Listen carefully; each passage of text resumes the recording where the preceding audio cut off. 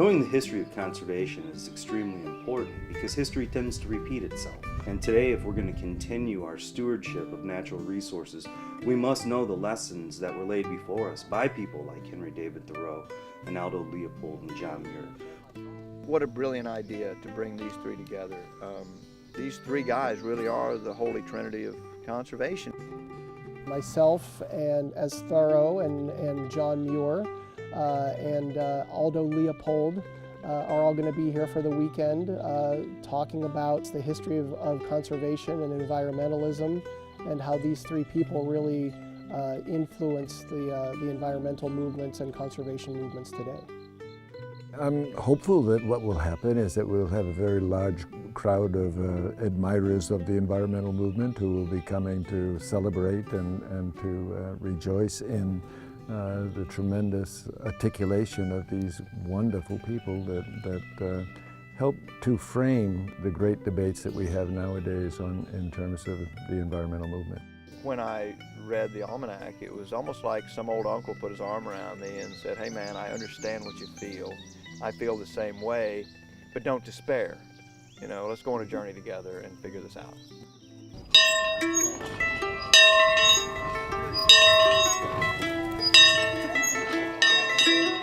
There's a magic in the gobble of the wild turkey or the booming of a prairie chicken or the splash of a bass that only those of us who have experienced it can share and convey to those who will follow us.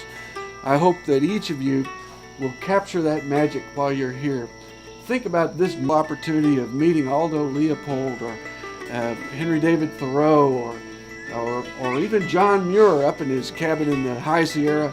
You know, these are unbelievable experiences that are here for you right now. The call of conservation, you've answered, each of you in your own way. I thank you personally for that. That makes a difference, not just our generation, but to all those who will follow us. My dad bought the farm in the early 80s, and for him it was a hobby farm. Black cows and fescue pasture. And when my father died, my brother and I shared ownership of it, and it for us became a recreational farm. Eventually we decided if it's just going to be a recreational farm, let's make it the best it can be. And if it were a place to hunt, we needed the very best habitat. So we had to do a little research, and we got a little help, and we improved the habitat, and in the process we got an education and maybe in some ways begin to understand what a conservation ethic was, what a land ethic was. When we started, I don't know if we really knew what the best it could be was, but as we moved forward in restoring the land and consciously thought about moving it back toward pre-settlement, and as we pushed the land, gave it a shove, gave it an opportunity to maybe even just rest for a while, we recognized that people were interested when they came out. There's something that I think we innately need to be in the wild, whatever wild is for you. I mean, wild for some may only be a flower pot on their windowsill, but I think everybody needs a little bit of that touch of nature. The process of engagement really has honed us to realize that what we have, what we've done, really we just need to share it. We had lots of people that were coming to the farm for a variety of reasons, but we were introducing them to our conservation message. The trouble with it, the weakness that we had, is I didn't have a place for people to stay. And I eventually struck on the idea of building something iconic, something with a conservation message, and it was a likeness of Henry David Thoreau's house on Walden Pond, and it was a likeness of Aldo Leopold's Sand County Shack, and a wall tent to represent John Muir, and that gave us then the Holy Trinity, the three icons of American conservation. Henry David Thoreau's perspective of conservation through the eyes of an environmentalist, and it's Muir's vision as a preservationist, and it was Aldo Leopold's as an ecologist. So you have those three perspectives, and you could have picked other people, but you really had to be careful to pick those with those three perspectives on conservation as an environmentalist, a preservationist, or an ecologist. Not thinking at the time that we were building them that it would be cool and breathe some life into them to get those reenactors here to bring Thoreau, Leopold, and Muir back to life. But it's exactly what we did. The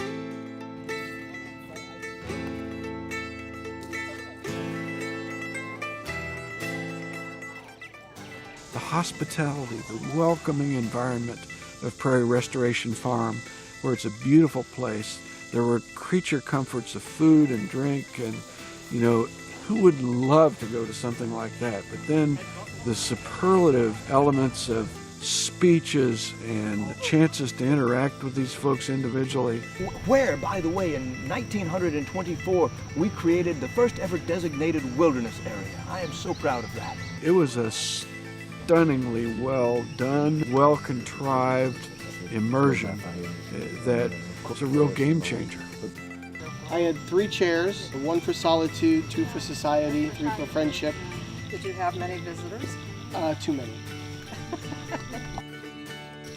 You know, the river down here can rush quite high in the springtime, and all manner of things come washing down river, and that's how we built a lot of the shacks, just things that wash down river and we could salvage, we would use it. But Teddy, good Teddy. I never before had a more interesting or hearty or manly a companion. I fairly fell in love with him. And during our 3-day camping trip up there in the Yosemite, I stuffed him pretty well full of stories of the timber thieves and other spoilers of the forest. And that's a story that some of us are going to get bored at. Tickled to death that they're here and they seem to be enjoying themselves, being reincarnated from the dead. I think that's anybody we'd happy to be resurrected from the dead, huh?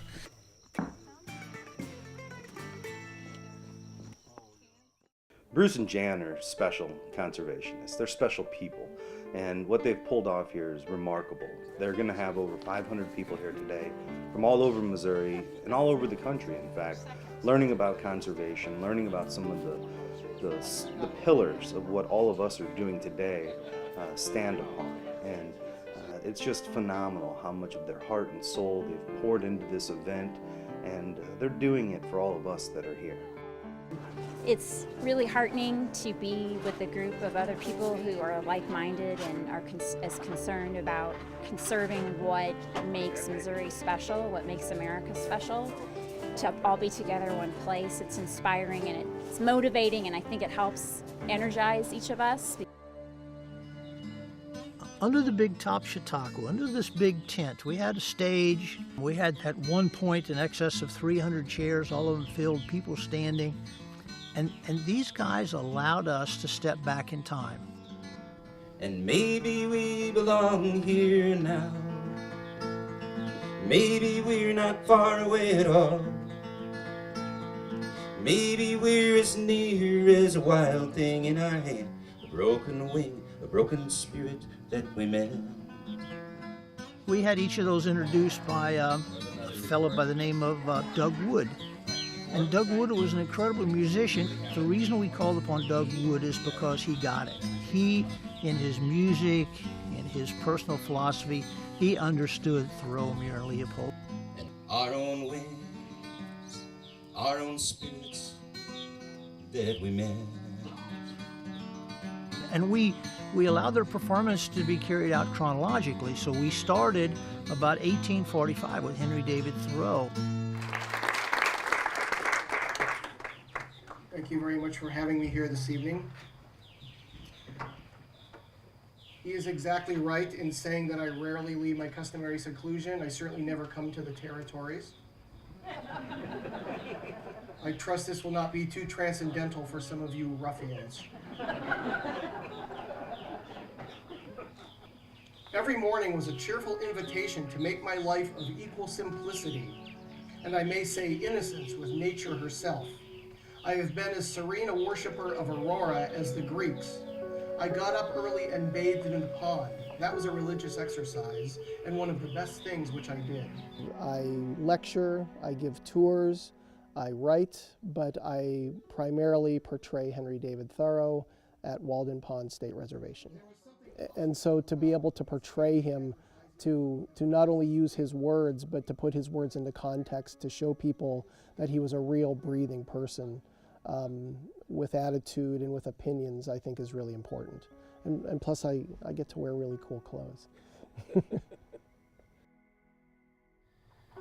If you have built castles in the air, your work need not be lost. That is where they should be. Now, put the foundations under them. Thank you very much. And then we moved a little forward and we had John Muir speak. And it was Lee Stetson who embodied the spirit of John Muir. We couldn't have come any closer to meeting those guys in the flesh than if we had lived back in their time. Because these guys were just incredible historic reenactors. But still I do detect some surprise. Oh, perhaps some doubt that the spirit of old John Muir still wanders on this good planet. And well, I can appreciate that doubt, for I too, I have heard the rumor that I died. and long ago, they say, out of a broken heart, or a shattered spirit from the loss of the Hetch Hetchy Valley, that other magnificent Yosemite-type valley, not far from the valley there that, well, I fought so long, so hard to protect and to no avail. And well, I suppose that there's a great deal of romance attached to the idea of dying of a broken heart. But well, think on it. If we wilderness lovers died every time we lost a place we loved, well, our species would have long ago gone the way of the dodo bird. It was always us, eh? Well, I actually present the character of John Muir in a variety of different productions, not only in Yosemite National Park, where I work every summer and have for now 34 years, but around the country and occasionally outside of the country. Never before did I experience such a noble exhilaration of motion. The slender top fairly flapped and swished in the passionate torrent, bending, backwards and forwards, going round and around, tracing indescribable combinations of vertical and horizontal curves, while I clung with muscles firm braced like a bobolink on a reed. Happy me. Perhaps most of all, what attracted me was the tremendous poetry of his words. His is a very eloquent, simple, lovely truth that I think anybody could to read, to understand, and come away with a better understanding of where they are in the universe.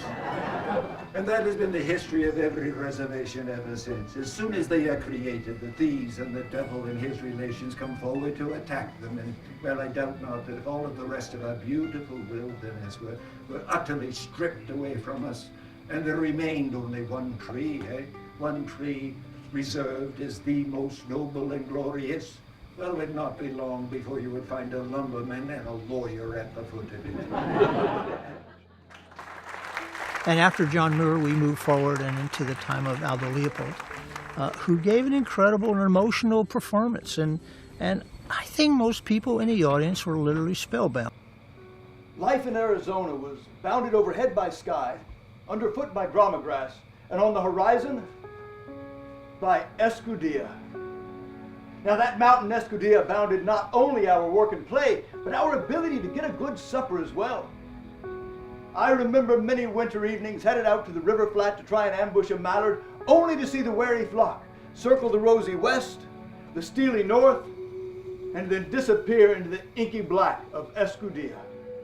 Somebody who knew me well said, "You should read this book," and gave me the title. I had a bookstore right around the corner from my little apartment. I picked it up and started reading, and I have it with me here in Missouri, that same copy. I've been reading it for 30 years. I do this one story because that's how I need to do it, and the story's too important to me to not do it. Leopold is the story I need to tell, and this is the way that I found to tell it. When our rifles were empty, the old wolf was down, and a pup was dragging a leg into impassable slide rock. We reached the old wolf in time to watch a fierce green fire dying in her eyes. And I realized then, and have known ever since, that there was something new to me in those eyes, something known only to her and to the mountain. But I was young, I was full of trigger itch, and I thought that because fewer wolves meant more deer, then no wolves would mean hunter's paradise. But after seeing that green fire die, I sense that neither the wolf nor the mountain agree with such a view.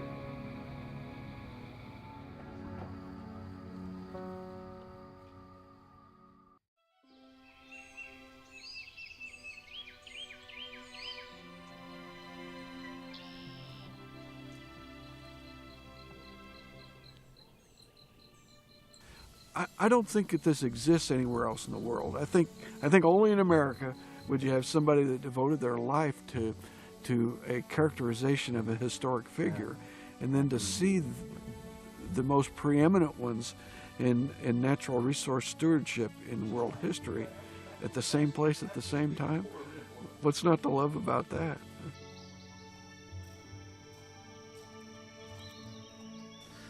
It's perfect. It was a great day.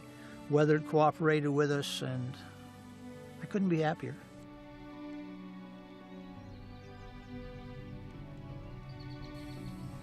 You know, I have a whole stack of cards and letters that people had written me, emails that they had written, and just how fascinated they were, how inspired they were by the messages, how anxious they were for us to do this again. Really worth it. It was really worth it.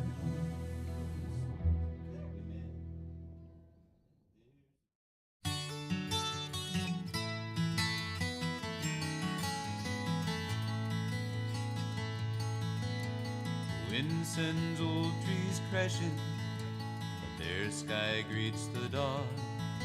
I think of friends who fought my fight. They tumble, now they're gone. Now who will love the land? Who will help us understand? Who will hold the sky up now the big trees are down?